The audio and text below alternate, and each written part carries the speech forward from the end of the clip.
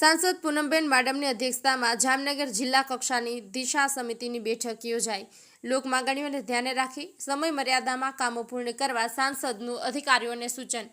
જામનગર જિલ્લાના કલેક્ટર કચેરીના સભાખંડમાં સાંસદ પૂનમબેન માડમના અધ્યક્ષસ્થાને જિલ્લા ગ્રામ વિકાસ એજન્સી દ્વારા આયોજિત district development coordination and monitoring કમિટીની બેઠકનું આયોજન કરવામાં આવ્યું હતું। આ બેઠકમાં કલેક્ટર કેતન ઠક્કર તથા ઉપસ્થિત તમામ વિભાગના અધિકારીઓ સાથે સાંસદશ્રીએ કેન્દ્ર સરકાર દ્વારા અમલમાં મૂકવામાં આવેલા વિવિધ યોજનાઓની સમીક્ષા કરી હતી। ઉપરાંત જામનગર જિલ્લામાં વિવિધ વિભાગો દ્વારા થઈ રહેલા યોજનાકીય કામગીરી અને તેમના અમલીકરણની માહિતી મેળવી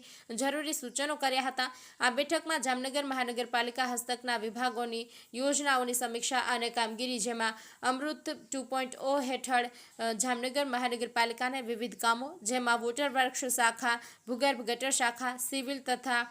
પ્રોજેક્ટ એન્ડ પ્લાનિંગ શાખાને લગત કામો માટે ફાળવવામાં આવેલી રકમ અને કામોની પ્રગતિ, પ્રધાનમંત્રી આવાસ યોજના, Swachh Bharat mission, solid waste management, પ્રધાનમંત્રી સ્ટ્રીટ વેન્ડર આત્મનિર્ભર નિધિ યોજના, જલ શક્તિ અભિયાન, કેચ ધ રેઇન, ICDS વિભાગની સેવાઓ, પ્રધાનમંત્રી માતૃવંદના યોજના, નમોશ્રી યોજના, નિક્ષય મિત્ર, આયુષ્માન ભારત ડિજિટલ મિશન, આયુષ્માન ભારત પ્રધાનમંત્રી જન આરોગ્ય યોજના, PM પોષણ યોજના અંગે લગત વિભાગના અધિકારીઓએ પ્રેઝન્ટેશનના માધ્યમથી સાંસદને માહિતી આપી હતી।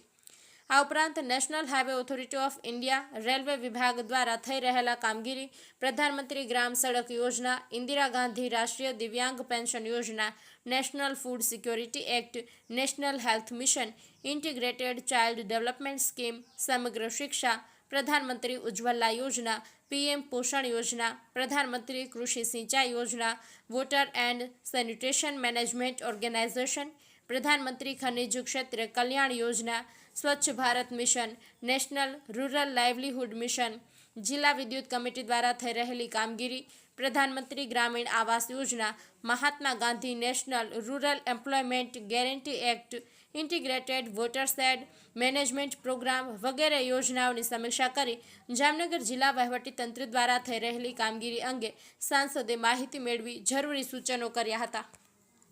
આ ઉપરાંત કેન્દ્ર સરકારની અન્ય યોજનાઓ અંગેનો દિશા મીટિંગમાં સમાવેશ કરવામાં આવ્યો છે, જે અંગે પણ ચર્ચા કરવામાં આવી હતી, જેમાં Atal pension Yojana, national clean air programme, national mission of library, agriculture infrastructure scheme, Jal Sanchay Jan Bhagidar Yojana, Gram panchayat development plan, national programme for dairy development, digital India, Pradhan Mantri Gramin digital Saksharta Abhiyan, pre matric scholarship, national career service, Sarathi અને વાહન પરિવહન સેવાનો સમાવેશ થાય છે।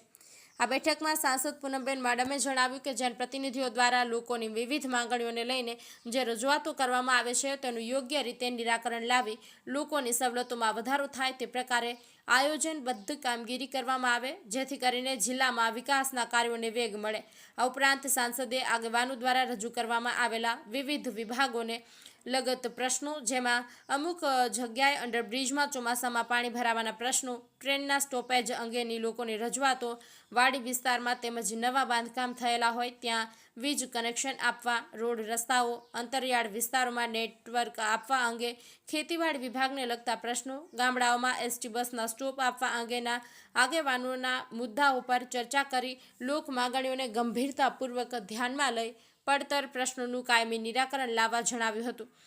આ બેઠકમાં જિલ્લા પંચાયત પ્રમુખ મેયબેન ગરસર, ધારાસભ્ય Meghjibhai Chavda, municipal commissioner DN Modi, જિલ્લા વિકાસ અધિકારી અંકિત પન્નુ, ASP પ્રતિભા, નિવાસી અધિક કલેક્ટર BN ખેર, જિલ્લા પંચાયતના વિવિધ સમિતિના ચેરમેન અને સભ્યો, DRDA નિયામક Sharda Kathad, Bhavnagar divisional railway manager Ravish Kumar, Rajkot DRM, જિલ્લા તથા તાલુકા પંચાયતના સદસ્યો, સરપંચ, ડિસ્ટ્રિક્ટ ડેવલપમેન્ટ કોઓર્ડિનેશન અને મોનિટરિંગ કમિટીના સભ્યો, આગેવાનો તેમજ પદાધિકારીઓ અને અધિકારીઓ ઉપસ્થિત રહ્યા હતા।